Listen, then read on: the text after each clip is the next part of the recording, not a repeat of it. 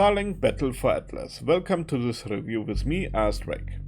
CloudHuman asked me to write a review on Starlink, and here I am. I know that the title is on the market for the PC at the 30 April of this year, and still does not hurt to take a look at the title at this moment. Let's summarize. Starlink is an action-adventure from Ubisoft in Space Outfit, where you do not control a character in a classic style. You control a character space fighter, and that in space and on the surface of a planet. The story revolves around 6 characters from Earth, who also meet 8 different characters, and in the course of the story on a journey to save their captains and want to stop the so-called Legion. So that would mean 14 playable characters with unique abilities and 8 different ships to choose from, which each ship have different characteristics. You could change your weapons at any times with different features and elements, which will allow you to use combos helpful against some enemies. In addition, the character, the ship and even the weapons, which you can change at any time in the game, level up during the gameplay. That is a cool thing. Here a small spoiler remains to the conclusion, please with me.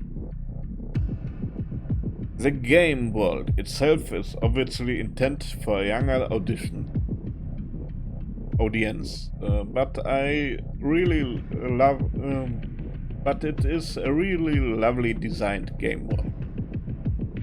All this is accompanied by equally appealing cutscenes that tell the story and drive it forward. You control your ship's arcade moderately through the Atlas star system, whereby even for me as a keyboard and mouse player the control seems very smooth. It is pretty fun. The fluid transitions between space and planets a la No Man's Sky without loading times emphasize the following gameplay. In addition to the main story, you can take side missions and other activities such as scanning the wildlife of each planet to have different tasks. You will find mods for the ships and the weapons, which you can level up and upgrade during the game. These are definitely all good points for a AAA title. What's the problem with Starlink? The difficulty maybe. Even at the highest level, I do not notice a clearly difference between the individual levels, except that some opponents demand more hits. But that may also change towards the end of the game, of the story. And if the story is good, you can overlook it. The feeling itself is a weak point for me. For a AAA title, there's no hour-long bondage feeling. You are quickly notice that the side missions repeat over and over again, and you fall into a grind. But not in the sense of it keeps me, more in the sense of a casual game that you switch on and play for a few minutes in the game before you make it out again. However, this is an objective view and may seem quite different with someone else. What annoys me and does not let me say yes, get the game, the business model. First of all, do not buy the starter package, ship packages, character packages or weapon packages.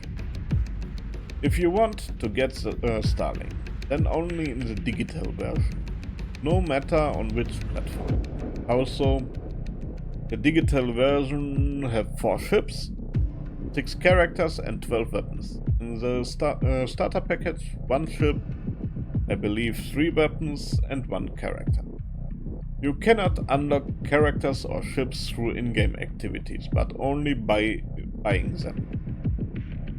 Here's a brief hint that if you die in the game, you will need to re-enter at the last checkpoint. unless there are other character ships available that act as extra lives in a boss fight, as an example. That means for the purchase, the digital version 40 euros, the DLC 1 25 euros, DLC 2 50 euros. On the other side, the starter package 25 euros, the ship package 15 euros, and the pilot package 6 euros, weapon packages 8 euros. All in all, 115 euros for the digital version to have all ships, characters and weapons. Note that the PC prices for the other platforms may vary. With the packages we come to about 166 euros for all characters and ships. And we would not even have all weapons, because except in the starter package, in each other package you would get just one weapon. I think we have over 200 euros for all. If you want the game, wait for a sale of the digital version and get the game and the DLC only as a collector if you want everything, but please only on a sale. Do not encourage the publisher to see this as another source of money. Our hobby is expensive enough anyway. That was it. If the video has pleased, subscribe me. You can also leave a request for reviews and I'll see what I can do for you. Until the next time, A.S.Drake.